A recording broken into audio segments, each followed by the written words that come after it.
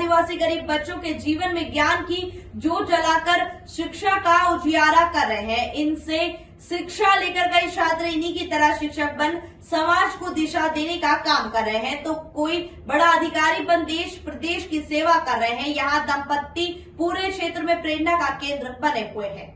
बड़वानी जिला मुख्यालय से लगभग 30 किलोमीटर दूर पहाड़ी अंचल में पदस्थ शिक्षक दंपत्ति, जिसकी आंखों में रोशनी नहीं है, लेकिन उन्होंने अपनी इस कमजोरी को ही अपनी ताकत बना डाला। अब ये दंपत्ति आदिवासी अंचल में गरीब बच्चों को शिक्षा की रोशनी देकर उनकी अज्ञानता के अंधेरे को खत्म कर रहे हैं। बता दें, यहाँ शिक्षक दंपत्ति ग्राम पंचायत डोंगरगांव में 2006 और 2007 से पदस्थ है। जब से लेकर आज तक लगातार बच्चों को अच्छी शिक्षा प्रदान कर रहे हैं। शिक्षक वर्दी चंद पाटीदार बताते हैं कि मेरा जीवन बहुत संघर्ष भरा है। मेरा परिवार खेती किसानी का काम करता है। मेरी आंखों को रोशनी एक हादसे में चली गई। दरअसल जब मेरे खेत में एक कुआं खोदा जा रहा था, जिसमें बारूद से सुरंग लगाई गई थी, उसी के चलते मेरी आंखों चली गई है।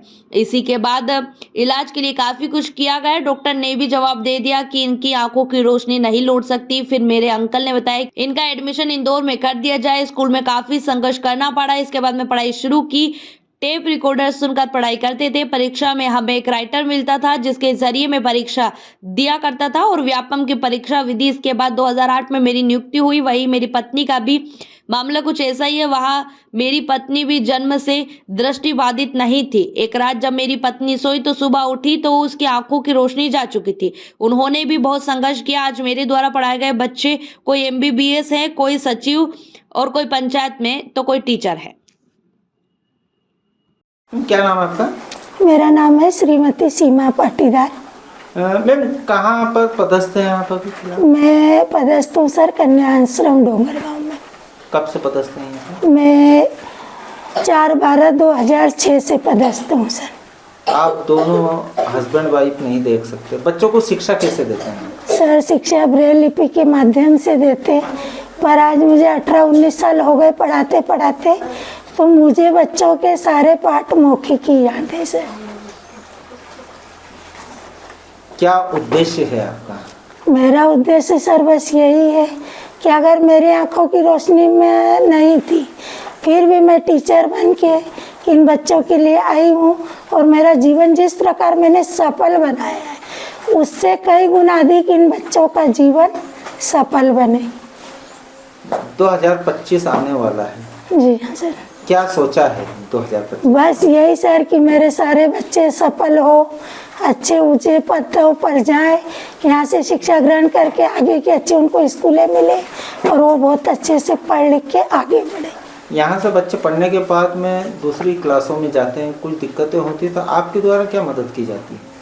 वही सर कि बच्चे फ़ोन करके मेरे से पूछते हैं, मैडम हम आगे क्या करें, तो अपन उनको यही सलाह देते, बेटा कि मन लगा के अच्छे से पढ़ाई करो। जो भी कठिनाई है, जिस प्रकार हमने यार कठिनाई का सामना करा, कोई कठिनाई ऐसी नहीं होती कि जिसका समाधान अपन नहीं ढूंढ सकते। क्या नाम है मैम आपका? मेरा नाम सुलोचना सस्ते है सर। कहाँ पर पदस्थ है? बालिका आश्रम डोंगरगांव। आपके यहाँ पे एक टीचर है जिनकी दोनों आंखों की रोशनी नहीं है, कैसे बच्चों को शिक्षा देते हैं? सर वो अच्छी तरीके से पढ़ाते हैं, वो देख भी नहीं पाते हैं, लेकिन बच्चों को अच्छे से समझाते हैं। बच्चों को समझ में आता है? हाँ, बच्चों को अच्छे से समझ में आता है। स्कूल तक के आने का उनका कैसा एक तरीका है, कैसे आते हैं स्कूल? हाँ सर, वो दोनों सर मैडम नहीं देख पाते हैं। उनकी एक लड़की है जो उनको छोड़ने आती है गेट तक, और वहाँ से मैडम खुद आ जाते हैं अंदाज से। हाँ। बच्चों का होमवर्क वगैरह भी चेक करते हैं कैसा? हाँ सर, वो कैसे पढ़ाते, कैसे उनका कैसे? सर जैसे उनको तो वैसे पूरे पाठ ही याद है मैडम को। अच्छा। हाँ, तो वो पाठ पढ़ाते हैं, बच्चों को बीच में से खड़ा करके भी पूछते हैं, और पूछ लेते हैं। वैसे होमवर्क भी जो देते हैं, प्रश्न पूछते हैं मैडम, तो बच्चे पुस्तकों के सारे पाठ याद है, मुख्य जबानी। हाँ, मैडम को पूरे याद है, पढ़ के बताते हैं। हाँ, और बच्चों को भी वो पढ़वाते हैं। अगर बच्चे गलत शब्द पढ़ते हैं तो उनको याद ही है सब कुछ, तो फिर वो सही उनको बताते हैं कि इसको ऐसे पढ़ते हैं करके। कितने बच्चे पढ़ते हैं उनकी क्लास में? उनकी क्लास में तीसरी, चौथी, पांचवी को पढ़ाते हैं हिंदी और पर्यावरण। सर क्या नाम है? मेरा नाम योगेश तिवारी है। मैं जिला परियोजना प्रबंधक हूँ मध्य प्रदेश राज्य ग्रामीण आजीविका मिशन जिला पंचायत बड़वानी में। सर, आजीविका मिशन से कितनी महिलाओं को सहयोग मिला है? अभी तक हमारे यहाँ 10,600 से ऊपर स्व सहायता समूह का गठन हुआ है और 1,13,000 से ऊपर दीदियाँ हमारे स्व सहायता समूह में जुड़ी हैं। और इनको हमारा मेन ही उद्देश्य है कि हम दीदियों को एक सशक्त मंच प्रदान करें, उनको स्व सहायता समूहों में संगठित करें, उनकी आर्थिक सशक्तिकरण में आर्थिक स्थायी आजीविका कैसे बन पाए उसके लिए हम लोग काम करते हैं, उनको प्रेरित करते हैं और साथ में उनके लिए स्वरोजगार और उनके बच्चों को रोजगार का सृजन में हम लोग संयुक्त शासन की जितनी भी पात्रता तक पहुँच वाली योजनाएँ हैं उनको लाभ देने का हम लोग प्रयास करते हैं, उनके लिए तैयार करते हैं, क्षमता वर्धित करते हैं। सर, पोखलिया की एक दिव्यांग महिला है जी दया जी, कैसे संपर्क हुआ सर? आज वो लखपति दीदियों में गिनी जाएगी। सर, हमारी टीम का पूरा काम ही हमारे हर ब्लॉक में हमारी एक टीम है, 5 एक विकास खंड प्रबंधक और 4 हमारे सहायक विकास खंड प्रबंधक है। इनका रोल ये है कि हम गांव-गांव में हम ये देखते हैं कि हमारा 2012 से जब ये स्टार्ट हुआ था आजीविका मिशन, तो हम वहाँ स्व सहायता समूह को गठन करने के लिए हम गरीब परिवारों को प्रेरित करते थे, जिसमें दया दीदी हैं। दया दीदी एक दिव्यांग महिला है लेकिन वो दूसरों के लिए एक प्रेरक का काम कर रही हैं और आज जो उनको देख के ही बहुत सारी दीदियाँ उनको प्रेरित हो रही हैं कि हम कैसे आगे बढ़ें। तो 2013 की बात है जब उनको वो स्वयं आई और क्योंकि दिव्यांग और चल फिर में थोड़ी तकलीफ़ होती थी तो वो स्व सहायता समूह जुड़ना चाहते, उनको स्व सहायता समूह में जुड़ के उन्होंने खुद जुड़ी और अपने उनको ऐसा लगा कि ये कुछ करना चाहते, उनमें ऐसा जज्बा था।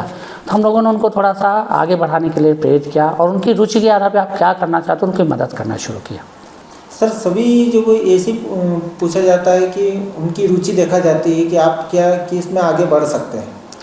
जी, ये हमको विशेष ध्यान हम लोग देते हैं क्योंकि देखिए मान लीजिए हम किसी को जो उनकी रुचि नहीं हो अगर वो गतिविधि शुरू कराते हैं तो फेल होने के चांस ज़्यादा रहते हैं, लेकिन जिसमें उनकी रुचि है, कुशलता है, अगर वो गतिविधियाँ वो करती हैं और शासन से मदद लेती हैं या बैंक ऋण से या बैंक लिंकेज के माध्यम से करते हैं तो उसमें सफलता के चांस ज़्यादा होते हैं।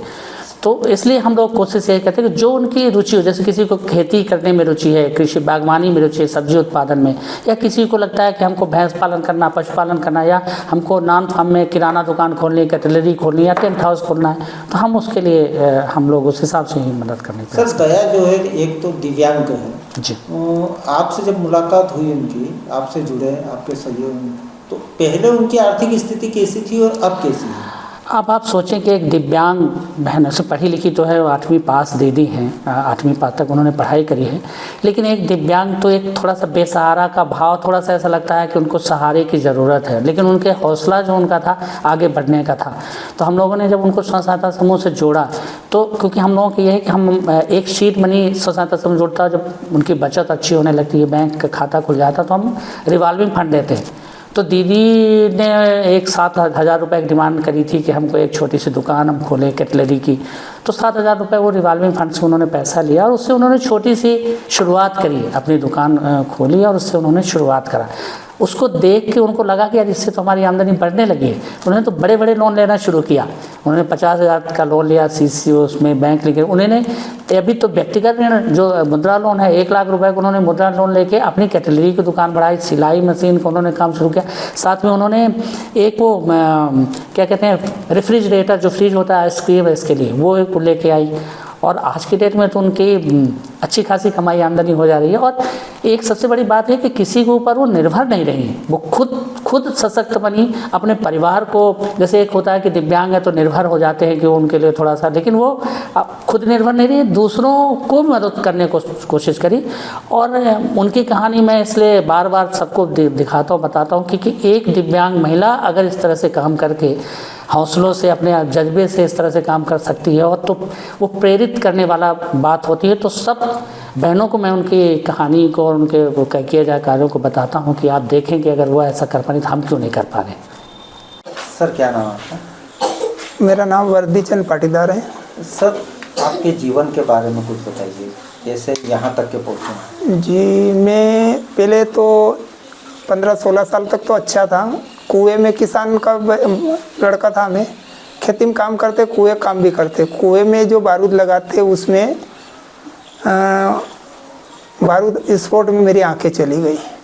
उसके बाद में ट्रीटमेंट बहुत करवाया, हॉस्पिटल ले गए, लेकिन डॉक्टरों ने मना कर दिया कि इनकी आंखें ठीक नहीं हो सकती है। फिर 3-4 साल घर रहे, फिर अपने आप में ऐसा आया क्या करें अब। फिर इंदौर का पता मिला, मेरे एक अंकल गांव के रहते थे, वो भी दृष्टिबाधित थे, वो प्रिंसिपल थे। उनने फिर खबर दी कि यार ऐसा हो गया तो इसको यहाँ स्कूल में एडमिट करवा दें। फिर वहाँ से हम स्कूल में आए। स्कूल में हमने बहुत संघर्ष किया, पढ़ाई की। पढ़ाई करने के बाद फिर थोड़ी हिम्मत हमारी खुली, कुछ भी अपन अपने पैरों पे खड़े हो सकते हैं। पढ़ाई करते हैं, हम टेप से सुन के पढ़ाई करते हैं और पेपर देने जाते हैं। हमारे एक राइटर मिलता, राइटर के द्वारा वो हम पेपर का हल करते हैं। उसके बाद जैसे हम संघर्ष करते करते मतलब आज इस जगह हम पहुँचे हैं। व्यापम की परीक्षा भी दी, उसके बाद हमारे टीचर में हुआ और यहाँ भी मैं 2008 से यहाँ बच्चों को पढ़ा रहा। मैडम से कैसे मुलाकात हो जाती है? मैडम की मुलाकात तो हमारी ऐसी हुई कि हमारा संगठन जो है दृष्टिहीन कल्याण संघ 33 बीडी किला मैदान, ये संगठन और देवास का इनका स्कूल दोनों मतलब ये क्या कि टीचर लोग एक दूसरे मिलते रहते थे और हमारा विकलांग का सम्मेलन होता है। तो मैडम भी पाटीदार समाज की, मैं पाटीदार समाज के, तो उस हिसाब से हमारा एक दूसरे रिश्ते का मतलब संबंध करवाया उनने। आपकी आंखें तो हादसे में चली गई, मैडम की आंखें? सर मेरी आंखें अचानक चली गई। मैडम से जैसे मेरे को जानकारी मिली कि वो 3री-4थी पढ़ रहे थे और उनकी आंखें अचानक बताते हो कि रात में मैं सोई और सुबह मेरी रोशनी गायब हो गई। उस हिसाब से उनकी रोशनी गायब हो गई। उसके बाद उनका ट्रीटमेंट करवाया तो फिर बताते हैं कभी मेरे को थोड़ा बहुत दिखता था, नहीं फिर अचानक बंद हो जाता था। ऐसे चलते चलते उनका भी रोशनी नहीं मिली उनको भी। फिर उसके बाद उनने भी निर्णय किया कि रेडियो सुनते थे, वो रेडियो के माध्यम से उनको इंदौर का पता लगा कि इंदौर में स्कूल है, देवास में स्कूल है। उसके माध्यम से वो एडमिशन लिया, उनकी मम्मी को, इनको बोल के पापा को। उसके बाद वो मतलब देवास में उनने एडमिशन लिया और उनने देवास से पढ़ाई की। और उनने पढ़ाई करने के बाद फिर जैसे खेल कूद भी होता था, ये भी हम भाग भी लेते थे प्रतियोगिता में। तो हमारे टीचर एक दूसरे को मतलब बताते थे कि यार पाटीदार की लड़की है, पाटीदार का लड़का। सम्मेलन में हमारी फिर शादी करवाई उन्होंने।